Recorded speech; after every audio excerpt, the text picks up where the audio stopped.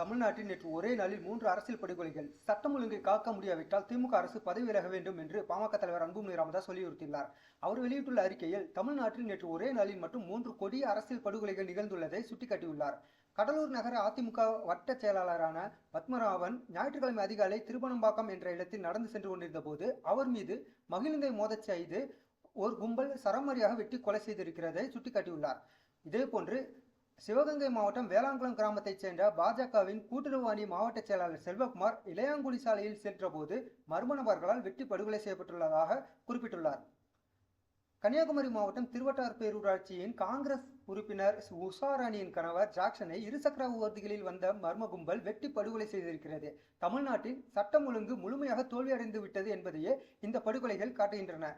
படுகொலை செய்யப்பட்டவர்கள் அனைவருமே முன்விரோதம் காரணமாகத்தான் படுகொலை செய்யப்பட்டார்கள் என்று கூறி காவல்துறை அதன் கடமையை தட்டி கழிக்கக்கூடாது. கொல்லப்பட்ட 3 முன்விரோதம் இருந்திருக்கிறது என்பது உண்மைதான். அரசியலில் இருக்கும் ஒருவருக்கு எவருடனாவது முன்விரோதம் இருந்தால் அவரது உயிருக்கு ஆபத்து இருக்கிறது என்றுதான் பொருள் ஆகும். அதனால் அவர்களுக்கான பாதுகாப்பு அச்சுறுத்தல்களை ஆய்வு செய்து அவர்களுக்கு தேவையான பாதுகாப்பு ஏற்பாடுகளை செய்திருக்க வேண்டும். ஆனால் அது செய்ய காவல்துறை தவறிவிட்டது. கொடூரமான அரசியல் படுகொலைகள் ஒருபுறம் இருக்க போதை கலாச்சாரமும் அதனால் நிகழும் குற்றச்செயல்களும் தலைவிரித்து ஆடுகின்றன.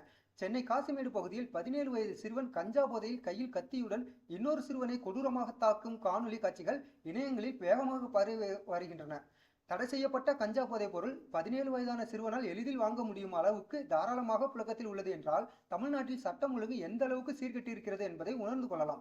மக்களால் தேர்ந்தெடுக்கப்பட்ட அரசின் தலையாய கடமை சட்டம் ஒழுங்கை பாதுகாப்பதுதான். ஆனால் எந்த அச்சமும் இல்லாமல் குற்றவாளிகள் நடமாடுகின்றனர். இதை தடுக்க முடியாமல் காவல்துறை திணறிக் கொண்டிருக்கிறது. தமிழ்நாட்டில் சட்டம் ஒழுங்கு சீர்குலைவதற்கு இதுதான் காரணமாகும். இனியாவது காவல்துறையை தட்டி எழுப்பி தமிழ்நாட்டில் சட்டம் ஒழுங்கை பாதுகாக்க வேண்டும் என்று ஆணையிட வேண்டும்.